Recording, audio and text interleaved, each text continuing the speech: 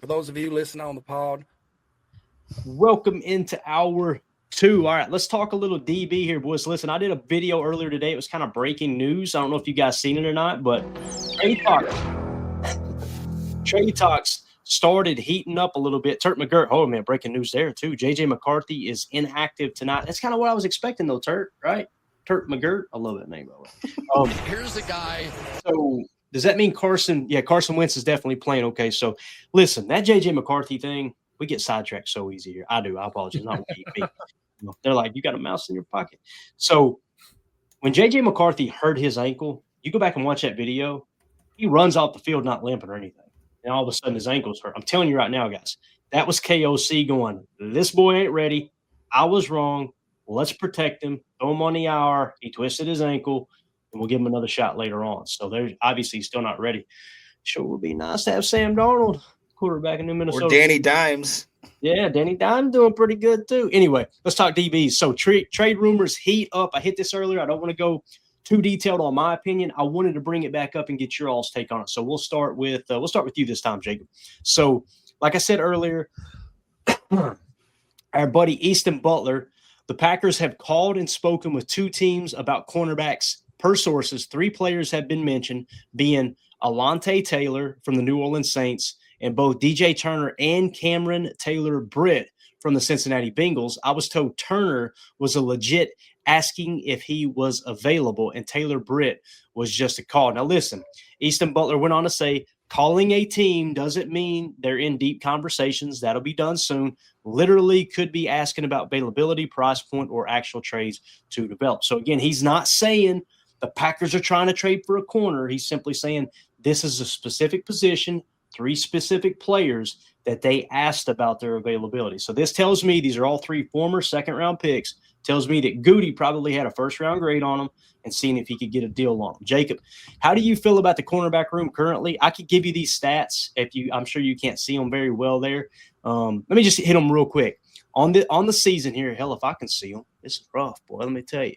So on the season, it looks like Alontae Taylor's grading out in the 60s, I believe. Then you've got DJ Turner. I don't know why it's not zoomed in more there. There we go. It's a little better. DJ Turner's the one that's got the best grade at a 76.7 right now. He's also only 24 years old, about to turn 25, and he ran a 4.240, so he's got elite athleticism, another second-round pick. And then Cam Taylor-Britt is grading out a 54.5. So obviously the one that's most appealing according to PFF is DJ Turner. I want to ask you, Jacob, how do you feel about the cornerback room, and would you be willing to trade for another corner? Tim mentioned offline to me, I don't mean to steal your thunder, Tim, but I'm going to bring it up because I think it's a great point. Like, we already got a guy in Carrington Valentine we think should be on the field. We ain't got room for him on the field, you know? Mm-hmm. Yeah, I do agree with that sentiment with Tim. I would love to see Carrington have more playing time. You know, the whole Hobbs thing is kind of – I'm not willing to write him off quite yet. I do like the aggressivity he plays with. That being said, if there was a guy on this list, I would definitely be Turner that I'd be intrigued with. Like you said, the 4.2 speed, the age of 24, and more importantly, the way that I saw him play against us, he was playing phenomenal in that Cincinnati game. I believe that he ended up being a 90-ish grade in that game, and I think we only slipped maybe 1 or 2 passes by him, and even then he had really sticky coverage. Love the upside with him. Would it be a move to maybe, if we really do think that we're going to make a late run and we think that the cornerback room's a liability, then I would, I'm not the GM. I'm not in that front office, unfortunately.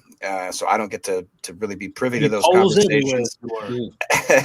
But that being said, I mean, me personally, I know that I went into the beginning of the season thinking that the cornerback room was going to be our biggest liability. I think that in certain situations, it has proven to be true. However, in certain other situations, we see flashes of them being really, really, I've seen Keyshawn having that 5 PBU type game. You see Carrington having flashes here and there.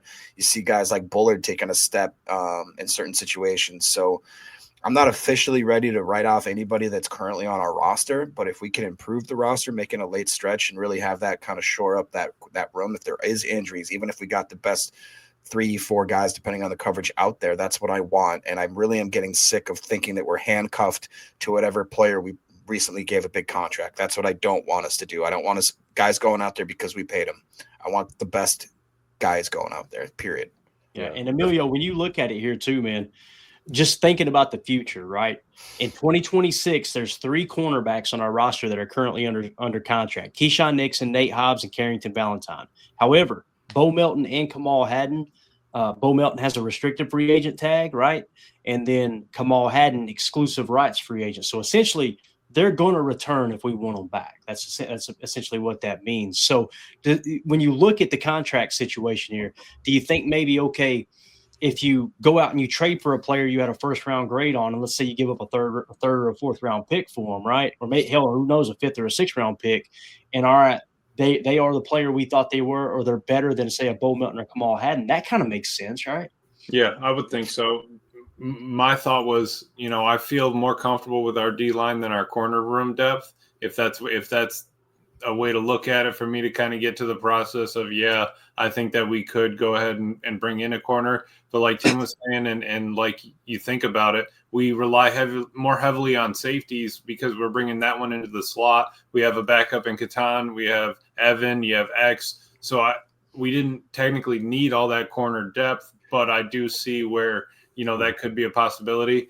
If you're going to take your shot, you got to do it now before the trade deadline. I don't think there's any corners out there that you can just pick up off the streets and play, free agency wise. So if you're ready and you think that that's, something, it would be a Goody decision with a little bit of Ed and a little bit of discussion with Matt and Jeff. And if you think we need that depth, man, go out and do it. Yeah. And it's funny you mentioned that. He mentions that, Tim, because Coach Hafley was actually asked earlier, man. And this kind of goes hand in hand with what we're talking about. I want to get your take on it too, Tim. Matt Schneidman tweeted out, Jeff Hafley defends his DBs when asked about quarterbacks like Prescott, Flacco, and Brissett having some success recently. Now, listen, there's a good portion of the fan base that thinks these cornerbacks suck, right? Mm-hmm. But as Hafley points out, our secondary right now is number 1 in the NFL in yards per pass play.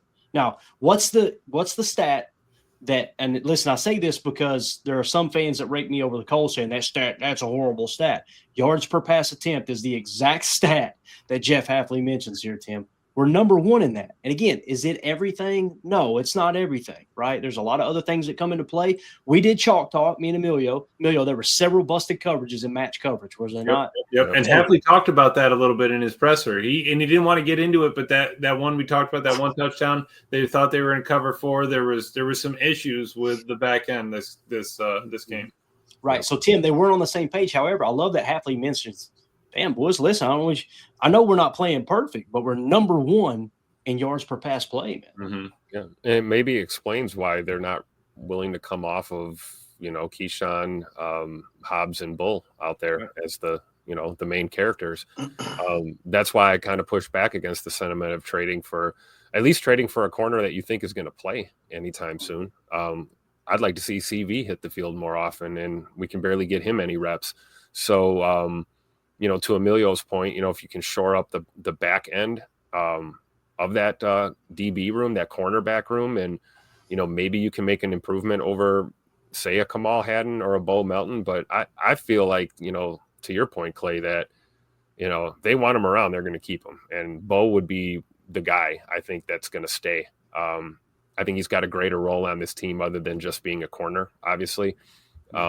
So if you can shore up the back end with some creative moves, maybe, but bottom line, it's K9, it's Hobbs, and it's Javon Bullard, and then maybe Valentine. I don't see what a move at corner is going to do that's going to really impact the play on the field. And to Hafley's point, I mean, if you look at the tail of the tape, our secondary is doing pretty damn good right now. You may not like how it looks out there, but, this is a results-driven business and game, and the results speak for themselves. Yeah, if Coach Lynn says they don't suck, but I want more bodies in that room in 26. Completely agree with that, right? And like Emilio pointed out, you've actually got 4 corners in that room as opposed to the 3 PFF or spot track showing, because you got, Bullard that's playing slot corner as well. Right. So maybe that's the issue right there, all right? Like, let's get a true slot corner and not have to have a safety play the slot, or just convert Bullard and call him a slot corner. Right. Mm-hmm. Yeah. So again, there's that. And then listen, another big talking point was obviously Nate Hobbs, and we seen it on tape. However, after we watched it through, Amelia, I don't want to put words in your mouth. I didn't come away feeling good about Hobbs. Don't get me wrong. But there were a couple plays that I thought that was on Hobbs, and then after we watched the tape back, it's like, no, that wasn't on Hobbs. Specifically, that touchdown to Trey McBride, right? Where it's obvious that everyone else was playing the same defense other than Edgerrin Cooper, where he let him kind of cross his face and go, right? Yep. So one of the things Jeff Hafley mentioned today, Matt Schneidman tweeted out Jeff Hafley on Nate Hobbs, quote, I believe he's going to get out there and take a step forward this week. He said, without saying, Jacob, he struggled. That's essentially what he's saying here, right? Like, hey, I think he's going to take a step forward. So he's kind of acknowledging Hobbs had a bad day, which I respect the way he did that as well. It's not, yeah, he's got to be better. No, I think he's going to be better, right? I think that's the right way of handling it. But I think we would all agree we have not been pleased with Nate Hobbs up to this point, Jacob. But also, as we mentioned time and time again, he's kind of been playing from behind all year with that injury he had in training camp too. Absolutely. And I'm not going to lie, when I initially heard about the Hobbs signing, I was like, God, why? Why are we throwing money around like this? After digging in a little bit as to his style of play, the connections obviously that go back to the Raiders and what that does with Bisaccia and how they kind of ties in. After seeing the aggressiveness that he plays with, it was really exciting in that OTA and preseason start of the season. And like you said, that injury just absolutely, I don't care what you say, anybody that's played sports, especially when you get an early injury in the season before you get your conditioning, your wind, you are so far behind the 8 ball to try to catch up. It's just, I mean, you are just kind of chasing everybody else that has that natural progression from week to week. And the continuity of playing within a certain scheme with certain guys next to you where you get that comfortable those reps where they're like exactly what coach is saying. He's not fully healthy yet. We haven't seen him. It's funny because we were so willing to give leeway and some time for Micah because he went literally, we paid the guy a lot of money. We told him to come over here. We said, hey man, we're going to give you a few weeks to get your wind underneath you, to get the playbook. For whatever reason, we decided that Hobbs isn't worth that same grace. And I think that we need to take a step back as Packer fans and realize, hey, we're being a little harsh on this dude just because, and I'll be honest, I think it's because the name, most people didn't know his name when we announced the signing. You know what I mean? Right. It wasn't, he's not on Wheaties boxes. Has no action figures. He's not doing commercials. He's just a lunch pail type player. And usually those are the types of players that come in and perform really well for us. So again, I'm not really willing to write him off just so yet. I agree with that 100%, Jacob. I mean, look at the patience and the grace we gave Ja dealing with injuries. Right. We were patient enough to let him, try and get back to that elite level. We know what Nate Hobbs is capable of doing, and I agree with Coach Len here. He's just not fully healthy there, yet, and that explains why we see some of the things we saw on the field. Plus, combined with what you covered, Clay, talking about they threw everything but the kitchen sink at him, making it extremely difficult. So I agree with Coach Hafley's sentiment that belt to ass Nate Hobbs is coming back soon. We just got to be a little bit patient, right? Belt to ass, BTA. Thank you. Exactly, Nate. Because I mean, if that's what everybody's mad at Goody for, or whatever, like that's his worst free agent signing ever. I mean, you're mad about that? Yeah, he didn't have a couple good games. Dude came off a knee injury. I remember watching that video. I didn't even like him going out and playing that week. Like, I don't think that we would rush him back as in like the Packers organization, because Josh is always talking about how much they're protecting the players and all that. But he's like, no, I'm a different kind of guy. I'm okay. Keep giving me the reps. I think that Hobbs is also that kind of dude saying, I want to be out there like Christian would. I want to be out there. I want to play. And maybe it's just still a little tender. I mean, he got turned around a couple of times. Yeah, it happens. But I think that he's a good corner. I think we're going to get, a good deal out of it. If it doesn't work out, fine. But you can't judge a dude off 7 games coming off an injury. We haven't even hit, midway of the season. And we, like Hafley said, are first. And, it doesn't matter if it's one dude. There's 11 on defense at a time. You just got to have trust in the entire, the unit as a whole. And I think that, Hobbs does help the team, get better or make him better. Got a quick question for you guys. Tim already knows the answer. We had this conversation offline. Jacob and Amelia, if you had to guess which cornerback on the Packers roster has the best passer rating when targeted, don't touch your keyboard, don't touch your phone.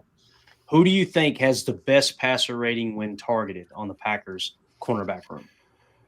I would guess Hobbs, actually. Probably Carrington, but Guess who it is? Javon Bullard. Ooh. At a 90.0. Not good, but he's got the best, right? And that's according to NFL Pro. But of course, when you hop over to, like I said, that's the numbers right there. Again, passer rating allowed. McKinney, safety, 33.1 stud. Javon Bullard, 90.0. Keyshawn Nixon, 91.0. Evan Williams, 97.2. Carrington Valentine, 106.5. And Nate Hobbs, 124.5 right now. Don't be sleeping on Bull, man. Yep. I'm telling, hey, listen, that was his best 2 games I've seen him play, in my opinion, as a Packer. And I'm trying to curb the enthusiasm because, again, you guys know I've been very vocal. Coverage is not his strength. But boy, oh boy, he seems like he's getting really comfortable. And he's getting even more comfortable laying the wood, dude. You can tell he is bringing the thunder. I love seeing it. So that's just one statistic, right? Again, I just want to point that out. Now, if we go to PFF and we were to look at the grades, right, overall defensive grades, Carrington Valentine, 72.9, Keyshawn Nixon, 68.7, Nate Hobbs, 59.3. Why do I mention that? And again, this doesn't have Bullard in it, right? It does not. So the reason I mention that, maybe I can pull up Bullard's here in a second, is because the one common thing that both PFF and NFL Pro agree with is Nate Hobbs is the worst corner on the team right now. So again, I know we're talking about grace and this and that, but if you see it, you got to say it. 2 different sites, 2 different ways of grading a player, right? Have him as the worst on the team right now. So we got to mention it. You know, I'm going to try to pull polls real quick. Go ahead. All I'd say, Clay, is look at that picture right there. We don't even have, where are the other reps at corner? You know what I mean? Like, there's no other spots for reps, I feel like. Even if we go to get somebody, it's those 3 and that's it. I mean, it's your safeties that we're relying on. That's why I like Bullard making steps in the coverage game, because it makes me think to the future, like, can we in fact put him back at safety? And then you move a guy like Hobbs to the slot, like we discussed, and you get Carrington Valentine on the field. Now you're rotating Bull as like a box safety, playing in the box near the line of scrimmage kind of guy in some of these packages. And then you keep the talent that you have and the personnel you have. You just get more guys on the field. We haven't seen Bullard play true safety since last season. And we didn't like how that looked. So it'd be interesting to see how it looks now with the progress that he's made with his coverage skills. Yeah, and Drew D points out a great point. Hobbs has a really good run defense grade. He's solid in the run defense, right? Yep. I feel like he is a slot corner. I think he's being asked to do something he shouldn't be doing. That's just me personally. But again, do you take out your second-round pick and Bullard and put him in there and put him on the bench now? Because you're damn sure not going to start Bullard over Evan Williams or Xavier McKinney at safety, right? Then maybe you're right. Maybe it becomes a question of it should be CV. Does CV earn that spot over Hobbs? Yeah, that's what it feels like. And again, this is Javon Bullard's coverage grade, by the way. Keep in mind, he's got the best passer rating when targeted on the Packers, coverage grade 58.1. It's like Cousin Eddie, right, on Christmas vacation or whatever. What do you say? She fell down a well, her eyes went cross, she gets kicked by a mule, they go back straight. I don't know, right? So there is your DB room breakdown. Anything else you guys want to hit on there before we move on to a little bit more Look, actually, I got one more I'll hit as soon as we wrap this up. You guys got anything else on the DB room? I love Fishy Things comment. He says, a corner with great run defense is like a pirate with great hygiene. Cool. That's not why you're on this ship. Wash your hands, wash your butt, man. That's it. That's all. That's right, man. I kind of agree with it, but like you said, one thing that we have to remember, I believe, are we still number 1 in rush defense? And that helps when we have 2 dudes. It's one in the slot, one playing outside that absolutely are willing to throw their body around like a human meat missile in the run game. Mm-hmm. If you go to yards per rush attempt, Green Bay is officially 4th, okay, at 3.5 yards per rush attempt. However, most people, and you guys know I'm not a big fan of this, they go to rushing yards per game. Rushing yards per game, we slipped the second now at 76.5. Still solid, but 76.5. So that's where we sit there. But again, for those of you watching this video back later, let us know in the comments. How do you feel about the DB room? Should they trade for somebody? Do you feel like that we're, not just us, but everybody's being too harsh on Nate Hobbs? Do you feel like, no, it's kind of warranted? Is he still a little banged up like some of the listeners have said here in the chat? Let us know what you think, and make sure you hit subscribe and click that bell icon so you're notified if we go live here in the future. Tim, you're going to love this one, sir. You're going to love it. Our boy at Hog NFL, really good follow over on X. Make sure you give him a follow. He tweeted this out. Jeff Hafley on Quay Walker, quote, I think Quay is playing at an elite level right now. And Hogg went on to say, it's been an up and down journey, but it looks like 7 has arrived in year 4. So is that coach speak, or do you guys truly feel like PFF has got their thumb up their butt and Quay Walker is playing at an elite level? I'm going to let everyone else go first on this one because you guys know how I feel about this. I'll go first. I think he's playing much better, but I don't think he's playing at an elite level. When I hear elite, I think Fred Warner, right? Elite's as good as it gets, okay? I think he is somewhere between good and very good this year based off what I've seen. Still made mistakes, but, man, he seems like he's playing his best football to date for sure. Go ahead, Jacob. Emilio, what do you think? I would like to maybe see us dive into a little more of what Reef is talking about, saying he said we need to blitz Quay. I don't know if it's necessarily we need to, but I know that he is pretty darn effective and scary when you try to stop that man from shooting the gap and using all of that that athleticism that he has. I mean, that's a big dude coming with a big head of steam. I would have liked to see Cooper do some more blitzing this year. Doesn't really seem like he's as aggressive, or maybe they're not using him in the certain way that we're kind of been used to. But man, when I watch Quay start blitzing, it gets me pretty excited. I'll just say that. Yeah, I love Quay. I know Tim's ride or die for him, been supporting Quay the whole time too. It's like I know they've been on him. I know it hasn't been perfect. He's gone through some stuff, but the dude is he's a freak athletically. Like Hafley's saying, his mentals are on another level right now. He's able to coordinate with the DBs, with the D line. Everything is coming out from Hafley's mind and is coming out onto the field because of Quay being able to get it all out there. So I'm just glad that's starting to really take off. And then maybe you have a little bit more speed on your side. You don't have to worry about it. You, like we talked about for a while, his holster. Like what does he have in his holster? All right, now he's got a quick draw on his left side. Like, I love that for him because then he can be himself. And look, he's able to blitz because he feels like he's got somebody back there that can cover for him. I think it's a great point. And Tim, here's the stats. Here's the stats, sir. Edgerrin Cooper has more snaps than Quay. So when we go to a rare dime look, they pull Quay off the field, keep Coop out there. I don't think anybody would argue that's probably the right thing to do, right? However, when you look at the stats here, man, they blitz Quay 5 more times, only 5 more times than Edgerrin. And look at the difference in pressure percentage, guys. 24.2% pressure rate when they blitz Quay. Edgerrin Cooper only 14.3% this year. So Quay, man, Tim, it kind of feels like Quay, he might be another Micah Parsons-like player where he's a better pass rusher than he is a stack backer, man.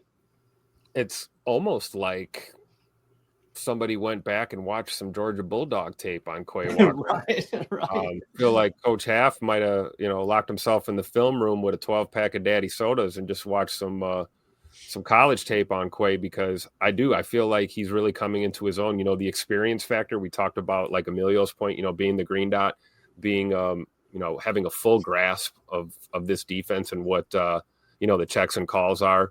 Between the secondary and the front. We've seen that multiple times, late in the play clock. We've seen Quay make adjustments to the technique on the line, and it worked to our advantage. And we've seen Quay, Mike Fire. We've seen him blitz off the edge. We've seen him, touch spy.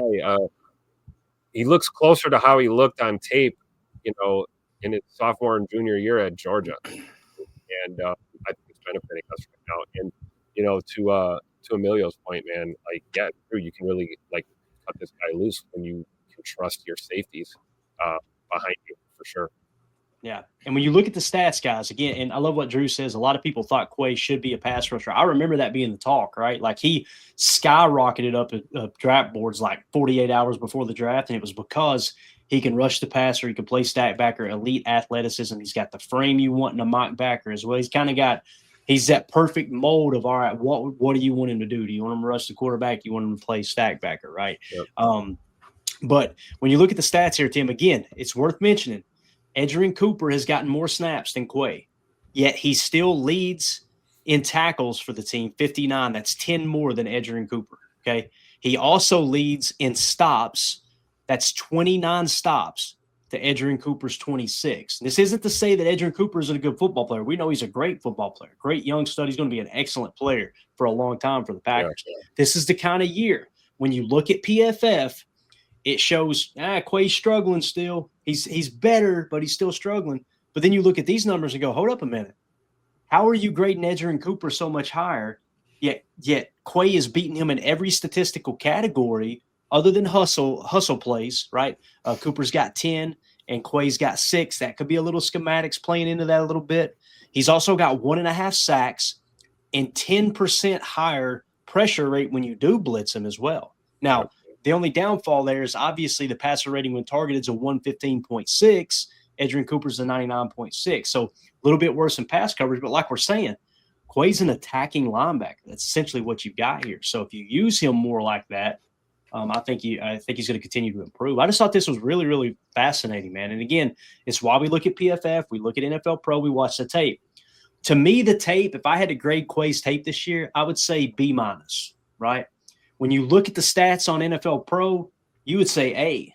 Yeah. But you look at the PFF grade and you'd say C, maybe C+, right? So when you take all that and throw it into, one big bundle, Quay's having his best year to date, So Can I just say one more thing about Quay before we move on? I just wanted to say one more thing. Pay that man his money. Jacob knew it was coming. Emilio, Jacob, y'all got anything else to add on Quay? I thought that was really, really interesting. Yeah, dog. Glad we have him. We needed him. We need that speed. The speed on your defense comes from the middle of the field, and we have 2 freaks right there. I don't know where we'd be right now without Quay. It'd be a lot on Coop's plate, and we need to be trusting Hopper. I love McDuffie, but it's just not just a different kind of athlete. Yeah, I was going to say McDuffie's numbers look pretty good too. Go ahead, Jake. Absolutely. Yeah, no, I was just going to say, I like what Holmes said. He says, Quay is a dog. I don't like to compare to these legacy name-known players. Quay is one of the most instrumental off-ball backers in the league, in my opinion. I like the way he's progressed in his game. I like the way that, we talked about earlier, if we could maybe unlock another aspect of his game when they have to worry about him coming off the edge or coming through the middle, maybe freeing up guys like Wyatt when he comes back, obviously Parsons and Gary on the edge there. It's going to be another feather to put in your cap and say, who are we going to focus on right here? And then one other just fun story. The Vikings game has started. I did not know it, but Aaron Jones is back in the lineup. He's now playing his only 3rd game of the season, so I'm pulling for him tonight. And right as you said that, I look on the screen and Carson Wentz is peeling himself up off the turf too. He just got it. Yeah, he did. Oh, wow. Built ass. Finish it, Tim. Give me a rest. All right. So there you go. There's your Quay Walker talk. We'll wrap up with just a quick little preview. I want to see where the betting line is on this game. Packers Steelers coming up Sunday night. And it looks like everything opened up here. Yeah, go Chargers. You got that right, sir. You got that right. Let me widen this out just a touch so we can lower it down. All right, here we go. So as it sits right now, going into this game, the Packers are 3-point favorites, okay? The market's got us as 3-point favorites. PFF has it closer than that at 2.6. Okay, so this is going to be one of those. It's just going to be a hell of a ball game, and I cannot wait, dude. It's going to be absolutely awesome. They're calling for 56 degrees and overcast. Now, I haven't seen anything about the wind report. We'll keep our eye on that, obviously. The overall rank here, the Packers are 4th according to PFF. The Steelers are 16th. Defensively, the Packers are 15th. The Steelers are 16th. Offensively, the Packers are 4th. The Steelers are 10th. And in strength of schedule played so far, the Packers have played the 24th toughest schedule, and the Steelers have played the 31st toughest schedule. So, again, you see the Steelers' record of 4-2 there. You think off to a good start. PFF is suggesting they played a pretty weak opponent, up to this point, right? And that's constantly changing as you go through the season, obviously. So, average snaps, the Packers are averaging 65 snaps a game. Steelers only averaging 57. The Packers are throwing the ball 57% of the time. The Steelers are throwing it 58% of the time. EPA per run, the Steelers are slightly better at minus 0.04. The Packers are at minus 0.06. And EPA per pass, the Packers run away with it here at a positive 0.27. The Steelers are at a positive 0.13. The quarterback matchup, Emilio, Jordan Love, 78.6 on the year. Aaron Rodgers is a 64.3. Passer rating when clean, Jordan Love 133.5, Aaron Rodgers 114.9. Under pressure, Jordan Love 38.1. Look at Aaron Rodgers 72.5 Emilio under pressure. He's still got it, man. You blitz Aaron, he's going to make you pay. Bring a 4-man rush. Show is again. I want to see 2-man under from time to time and make him thread the needle on those back shoulder throws is kind of what it feels like on the surface. What do you think, Emilio? Yeah. How do you feel about this, man? Definitely.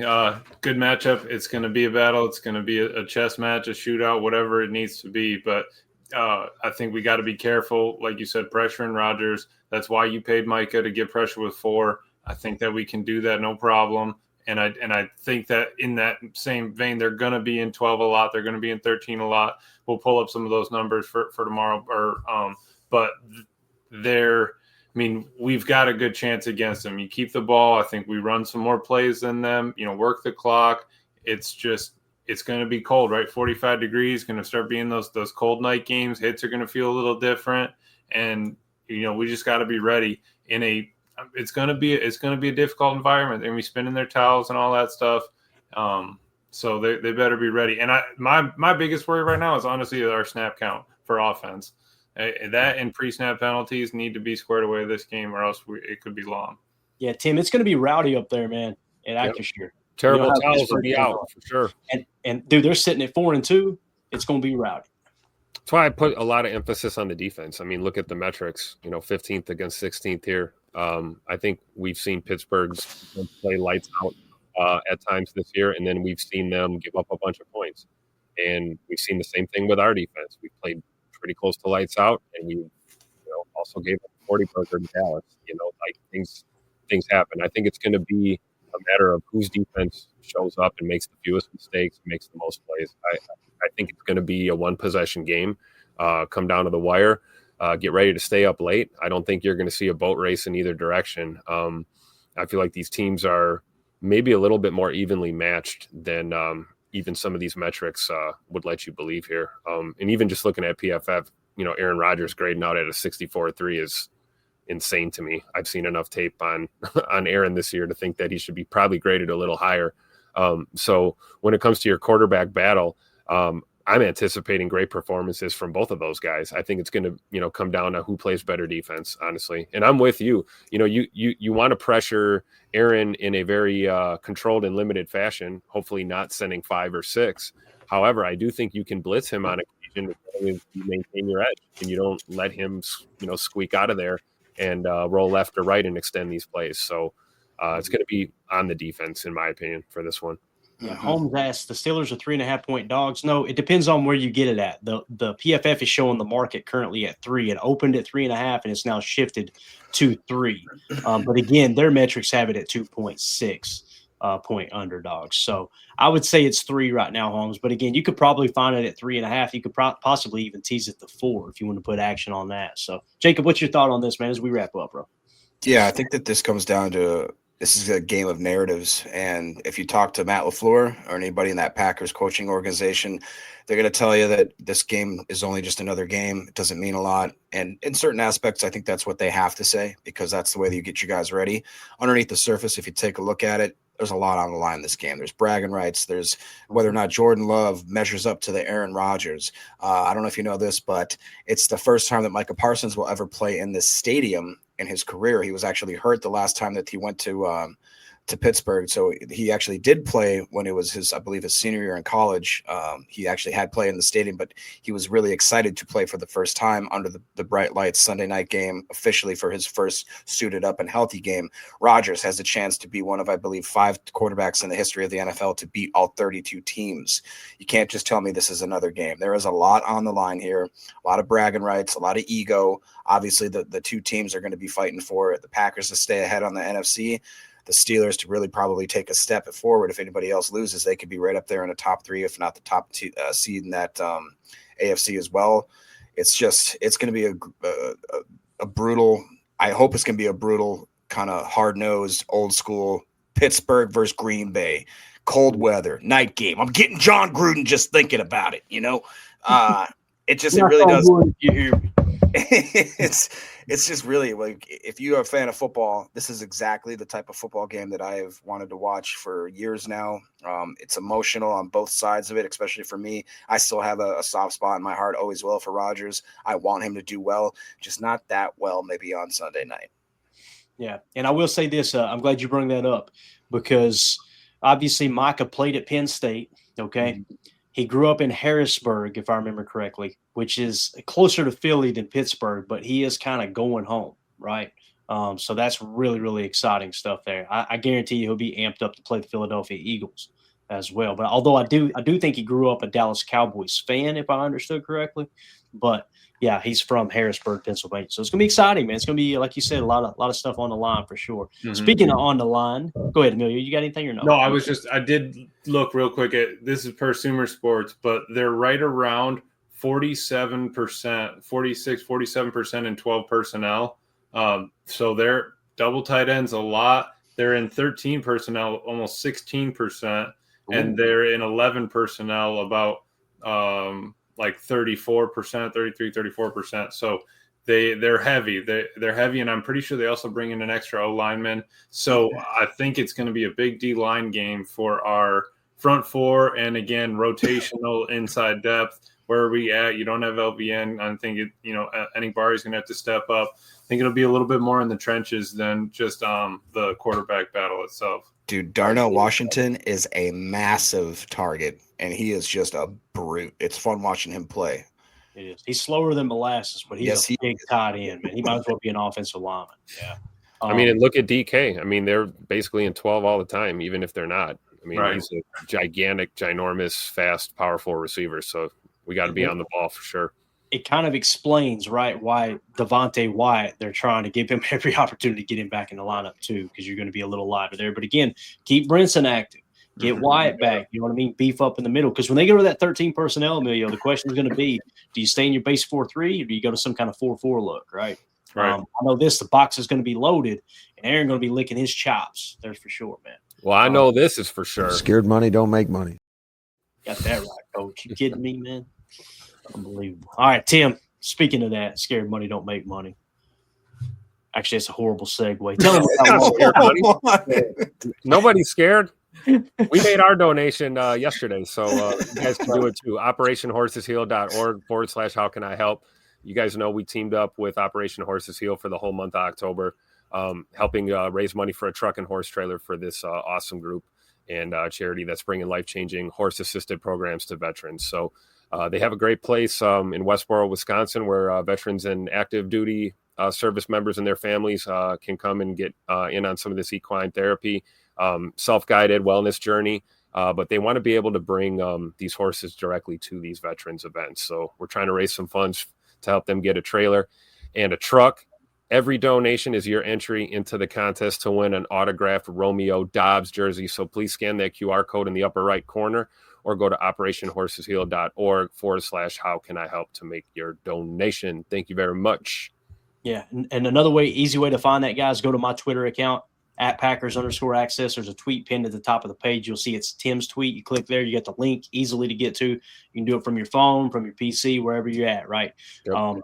Yeah. So that's it. You'll see some of Bates's tweets out there too. He's been doing a great job of promoting this with us as well. We appreciate that. And listen, if you don't have anything to donate, I understand, man. I've been there, got the T-shirt. Feel free to spread the word. Just share that link out. That way other people are more aware of OperationHorsesHeal.org. We're excited about partnering up with them. So that being said, we're out of here, guys. Let's go watch the Vikings get their ass kicked. That's the goal here, all right? Appreciate everybody hanging out with us. Hit like, hit subscribe, click that bell icon on your way out. That way you're notified when we go live here in the future. We'll be back tomorrow, most likely. I'll let you guys know, 6 p.m. Central for PTA Live, and we'll continue to break down Packers-Steelers matchup coming up Sunday night. Everybody have a wonderful evening. Bye. There we go. Bye, guys.